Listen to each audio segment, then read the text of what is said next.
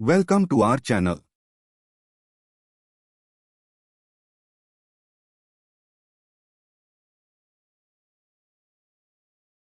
आज हम आपको ऐसे शख्स की कहानी सुनाने जा रहे हैं जिन्होंने देश के लोगों को बराबर हक दिलाने का प्रयास किया और वो और कोई नहीं उस सदी के महानायक डॉक्टर भीमराव अंबेडकर जी थे।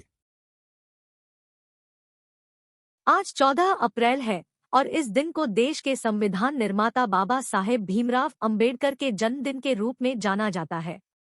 संविधान की रचना करने के अलावा समाज में बराबरी लाने के लिए उन्होंने जीवन भर संघर्ष किया। बाबा साहेब भीमराव अंबेडकर का जन्म 14 अप्रैल 1891 को मध्य प्रदेश के महू के एक छोटे से गांव में हुआ था। उनके पिता का नाम रामजी मालोजी सकपाल और माता का भीमाबाई था। वे अपने माता पिता की 14वीं संतान थे। उनका जन्म जिस जाति में हुआ था उसे महार जाति कहा जाता था और समाज में उसे अछूत और बेहद निचला वर्ग माना जाता था। इसलिए उनके साथ समाज में काफी भेदभाव किया जाता था।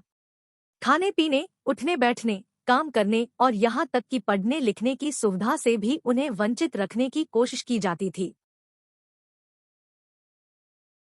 डॉक्टर भीमराव अंबेडकर को पढ़ने के लिए काफी संघर्ष करना पड़ा, लेकिन पढ़ लिखकर वे एक ऐसे मुकाम पर पहुंचे जहां पहुंचना आज लोगों के लिए सपना सा लगता है।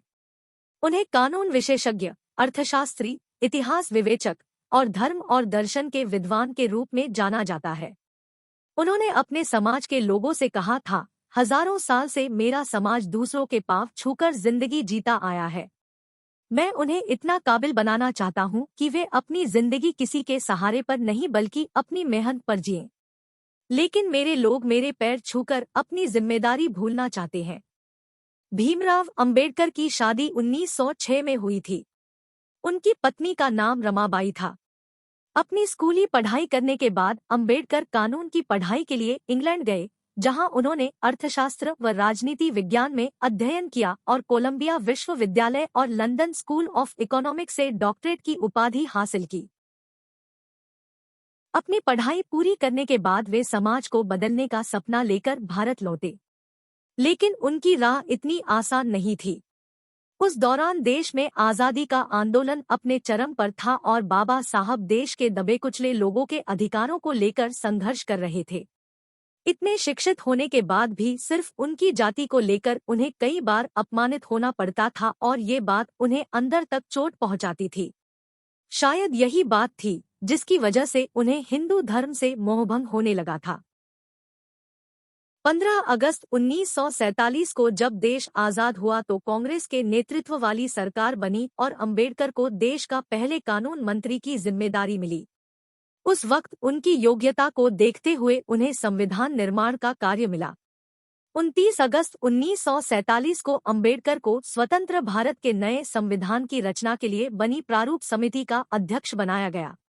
संविधान में उन्होंने देश के मजदूर, दलित और महिलाओं के अधिकार पर विशेष ध्यान दिया।